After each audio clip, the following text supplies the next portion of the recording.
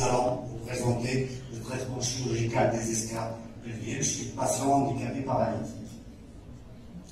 L'escarre est une nécrose ischémique du tissu cutané et sous-cutané développée après compression par les stries osseuses et une surface de concrète.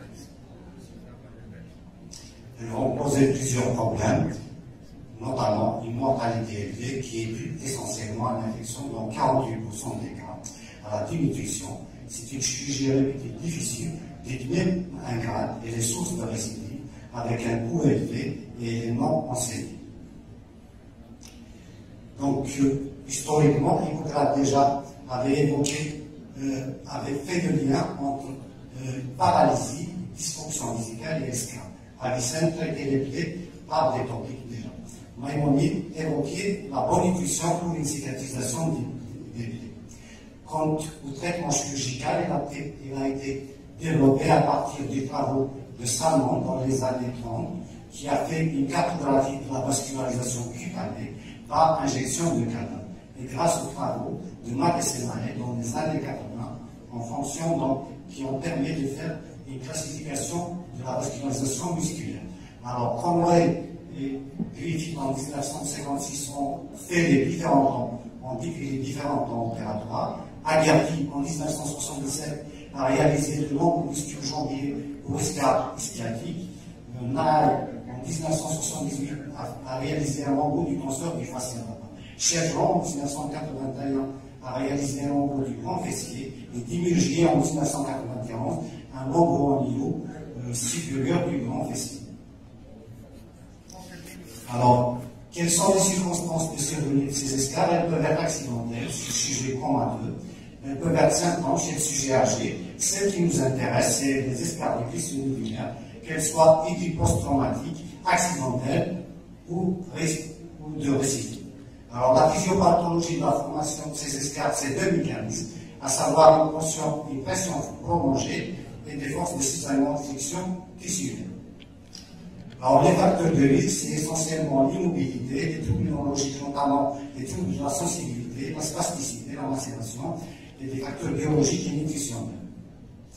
Donc, il y a plusieurs classifications. Nous nous basons sur la classification internationale qui comporte 4 stades, à savoir donc, le stade 1, c'est méridien, le stade 2, c'est une atteinte cutanée sous-cutanée avec désépidémisation. Le stade 3, c'est une atteinte profonde des fascias et du muscle avec une plaque malade. Le stade 4, c'est une ulcération pouvant même toucher l'os. Il y a une autre classification, c'est la classification de Gach, donc dans des indications chirurgicales concernent les stades 3, notamment dans la nécrose musculo-aponévrotique. Les autres, le stade 4, c'est l'ostite associée, et le stade 5, c'est une atteinte génitale et rectale. Quels sont les escarres opérants? C'est essentiellement des escarres pelviennes, à savoir sacrées, sciatiques, trochantériennes et périnéennes.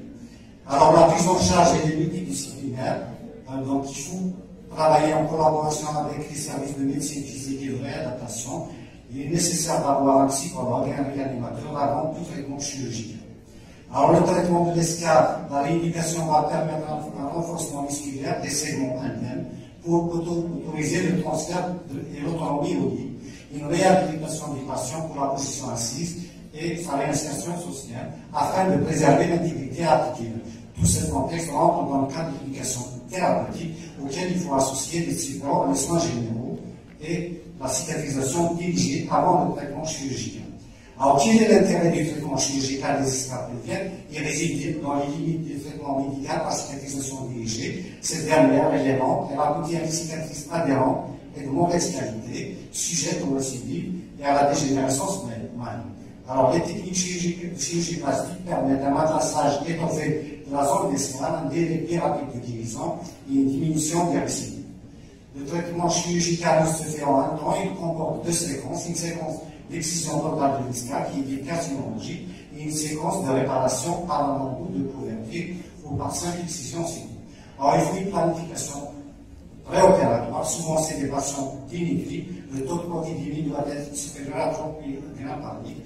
Sinon, il y aura un défaut de cicatrisation. Il faut un bilan biologique radiologique plutôt, qui va, les radios standards vont mettre en évidence des arcs et des ostiles. L'examen tomodensitométrique va nous permettre une meilleure évaluation de la terre osseuse. L'IRM va mettre en évidence des fusibles purulents dans le périnée en cas de gangrène de fourmi. Il est important de stabiliser le transit intestinal. Dans certains cas, on est obligé de faire une colostomie. Il faut lutter contre la spasticité qui est source de désunion et d'échec. Donc, s'occuper des problèmes urinaires. Il faut toujours une transfusion sanguine. Souvent, c'est des patients qui ont un taux d'hémoglobine qui est basse. Et il faut décharger la zone opérée. Et il faut associer des matelas spécifiques. Alors, l'excision, elle doit être carcinologique. Nous procédons à une épreuve au bleu de méthylène afin de délimiter toutes les régions affectées. Alors, donc, la réalisation du nombre fait appel à la connaissance de la respiration cutanée, donc selon les travaux de Salmon, et à la classification de la respiration musculaire selon la test NAI qui a été établie dans les années 80.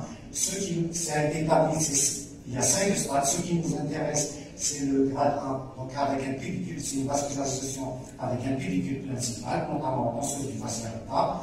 Le stade 2, c'est un pédicule principal et des pédicules accessoires. C'est essentiellement les ischio-jambiers qui sont indiqués dans les escales sciatiques. Et le stade 3, c'est 2 pédicules principaux, c'est essentiellement le grand fessier qui est indiqué dans les escales sacrées. Alors, ces muscles, donc nous avons le grand fessier qui est constitué de 2 faisceaux supérieurs et inférieurs. Donc, ils sont pédiculés sur l'artère glutéale supérieure et l'artère sciatique. Donc, le montage à corps considère le grand fessier comme étant une mine d'or en matière de long.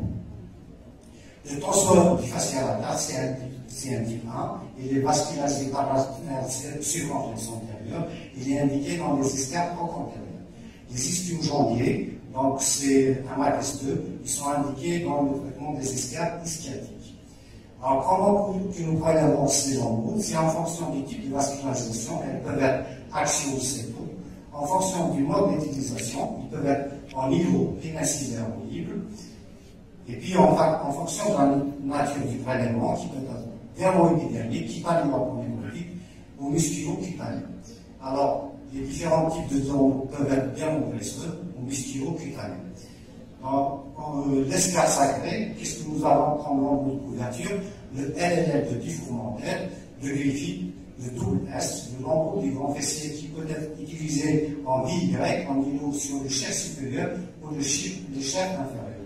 Alors, le nombre losangique de diffourmentaire dit LLL, donc c'est une excision, c'est pour les escales de moins de 3 cm, c'est une excision losangique, donc nous prolongeons l'un des bords et nous réalisons la bicitrice et une perpendiculaire à cette bicitrice, nous faisons donc un prélèvement en L et nous fermons. C'est comme vous voyez sur cet exemple avec une excision losangique et une fermeture. Ce lambeau a tendance à être abandonné du moment que la simple excision située peut régler le lambeau. Alors, le lambeau du griffide, c'est toujours pour les escales sacrées, donc après excision de l'escale. Donc, nous réalisons une incision qui va de l'épinière antéro-supérieure vers l'épinière postéro-supérieure et elle va rejoindre le sommet de l'escale.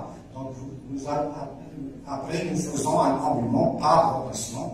Ce lambeau ne matelasse pas bien, il est source de récidive par infection et complications d'hématome et d'hydrant. Cependant, il ne coupe pas les dents pour faire un lambeau VY du grand fessier. Alors, ce lambeau VY du grand fessier, donc c'est pour les escales sacrées toujours, nous réalisons une excision de l'escale, une incision en V. Dans la base, c'est l'un des bords latéraux de l'escale, et le sommet, c'est le grand trochondien. Donc, nous allons libérer la partie distale à l'incision. Lors nous atteignons l'aponévrose profonde, c'est la zone de jonction entre le grand fessier et le moyen fessier. Donc, nous libérons ces attaches au niveau trochondien, nous libérons au niveau proximal. Il faut le désinsérer au niveau sacré et ça nous permet cette mobilisation pour fermer l'escale. Il faut savoir qu'on peut sacrifier un des pédicules et pour augmenter la mobilité de ce lambeau. Donc, dans le cas de perte de substance plus importante qui dépasse les 10 cm, on peut prélever un Y de manière bilatérale. Vous voyez sur cet exemple, et vous voyez que ça permet de combler des persistances qui peuvent atteindre 20 cm avec une bonne cicatrisation. Alors, toujours selon Fessier, on peut réaliser un nombre au niveau pédiculé sur l'artère gluteale supérieure pour combler une escale sacrée. Donc, c'est comme vous le voyez sur cet exemple. Donc, c'est l'escale sacrée, la levée du nombre pédiculé avec comblement de la zone d'escale, et vous avez cet aspect final. Pour les escales sciatiques, nous utilisons essentiellement le chef inférieur du grand fessier qui peut être prélevé en IROU, en VY, en rotation. On peut utiliser les ischio-jambiers, que ce soit le biceps, les demi-tendineux ou le semi-membrane. Alors, après excision de l'escale, ça compte selon au niveau du chef inférieur du grand fessier. Nous réalisons une excision de l'escale, nous prélevons une palette musculo-cutanée et nous la translatons pour combler la perte de substance. Il faut savoir que donc, ce genre de lambeau doit être indiqué si l'escale ne dépasse pas le pied fessier inférieur. Donc, nous réalisons une excision dans un premier temps. Et ne pas oublier toujours de faire un curetage ou une résection partielle de l'esquion, parce que ces escales sont souvent associées à des ostites de l'esquion. Et il faut savoir que le traitement dépend de l'excision, parce que une excision qui est imparfaite est source de récidive et d'infection. Alors, une fois que nous avons réalisé cette excision, nous mesurons le diamètre de la perte de substance qui est environ ici de 4 cm. Donc, nous prélevons une palette cutanée de 4 cm et pédiculée sur le muscle. Nous laissons un espace d'1,5 cm à 2 cm. Et vous voyez que nous allons nous séparer du grand fessier au niveau de la polyvrose profonde. Nous avons un point de repère sous le périforme, c'est le nerf sciatique et le pédicule sciatique. Donc, nous allons désinsérer au niveau troncantérien et couper en distal. Et puis, nous allons réaliser une tunnel sous-cutanée qui va nous permettre le passage afin d'apposer le muscle sur l'ischio. Donc, vous avez cet aspect avec saignement en fin d'intervention. Et cet aspect de bonne cicatrisation, c'est un résultat assez bon. Alors, ce lambeau peut être prélevé d'une autre manière, donc en VY, où on peut faire une simple incision qui va de la partie inférieure de l'escale vers le grand trochanter. On le libère comme cité précédemment, et ça nous permet de faire une rotation. Ce lambeau permettra de couvrir des escales plus importantes et qui descendent au-dessous du pied fessier. Alors, le VY ischio-jambier, donc c'est une excision, c'est pour toujours les escales sciatiques. Nous faisons une excision de l'escale. Nous allons faire un prélèvement en V pratiquement dans la base, c'est la partie inférieure de l'escale. Nous faisons un prélèvement en V. Nous réalisons donc une libération des pédicules en dedans. Donc, comme vous le voyez dans ce cas, excision, prélèvement du lambeau en V, fermeture en Y. Il faut savoir que ce lambeau, quand on fait ce lambeau, on est obligé le patient ne peut pas se mettre en position assise pendant au moins 45 jours parce que la flexion de la hanche met les muscles sous tension et risque de les sauver. Alors, les escales trochantériennes, sa gravité, c'est la triple hanche. Donc, nous pouvons utiliser le lambeau inguinal, c'est le charment, le lambeau du tenseur du facial à la base, c'est le plus utilisé, et un vaste latéral. Alors, donc, l'inguino-iliaque, c'est un lambeau qui est prélevé, donc, c'est le premier lambeau axial, c'est pédiculé par la circonflexe iliaque superficielle. C'est une palette cutanée qui peut avoisiner les 30 cm. Ça nous permet de combler les escales trochantériennes et ça peut aller même combler une escale sciatique. Le tenseur du facial latéral, c'est le plus utilisé en matière d'escale trochantérienne. Donc, c'est un type 1 selon ma thèse. On peut le prélever, on peut descendre jusqu'à 15 cm au-dessus du genou.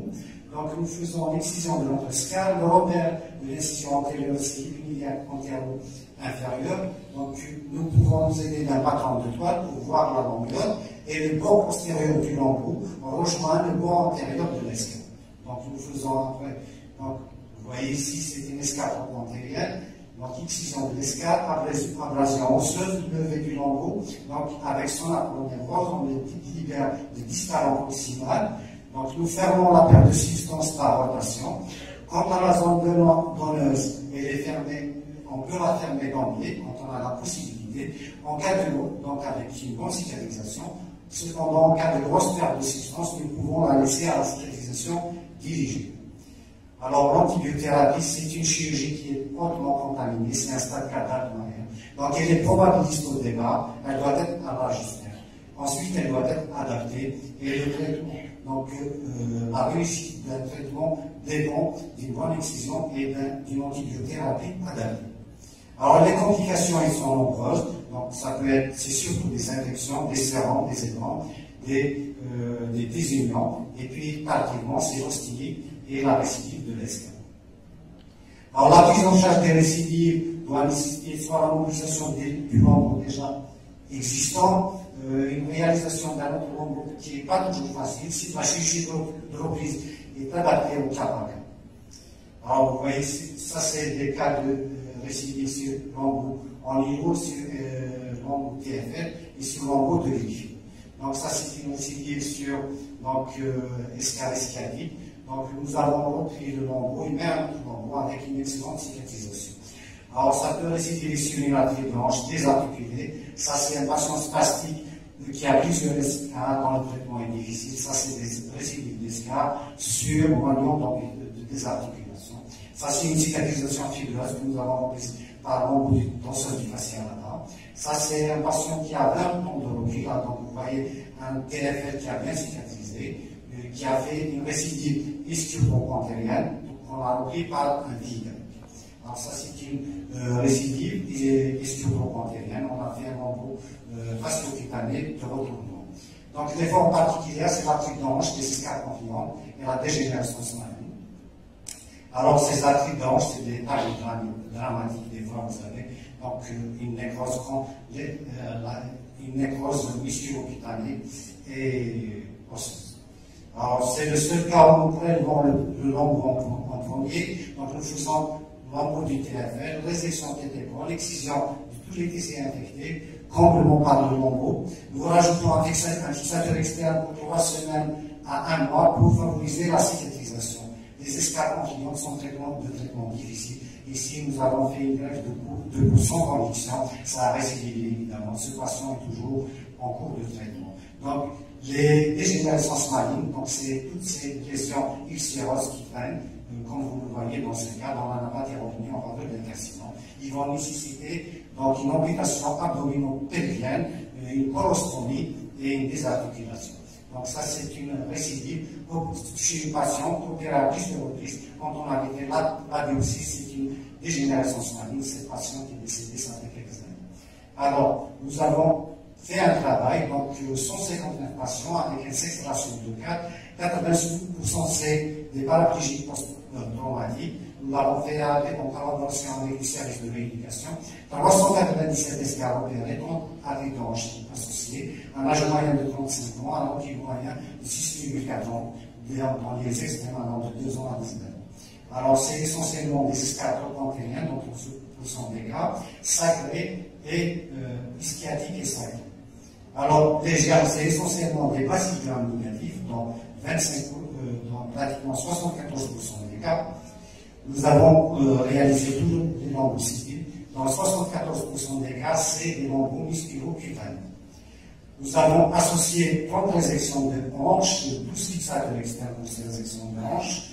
Alors, qu'en est-il de nos résultats? Dans 50% des cas, des patients cicatrisés de première intention, dans 50%, nous avons eu des complications. Donc, quand ça cicatrise, c'est bien. Mais souvent, il y a des complications, c'est surtout l'infection, les désunions, nous déplorons 5 décès et 4 cas de dégénérescence maligne. Alors, les arthrites d'ange, c'est 30 cas, dans 28, c'est d'origine bronchoantérienne, nous avons 60% de récidive. Alors, l'évaluation, elle s'est faite selon les critères de l'équipement test. Bon, c'est suite simple, une cicatrisation obtenue rapidement. Moyen, c'est une cicatrisation obtenue en seconde intention.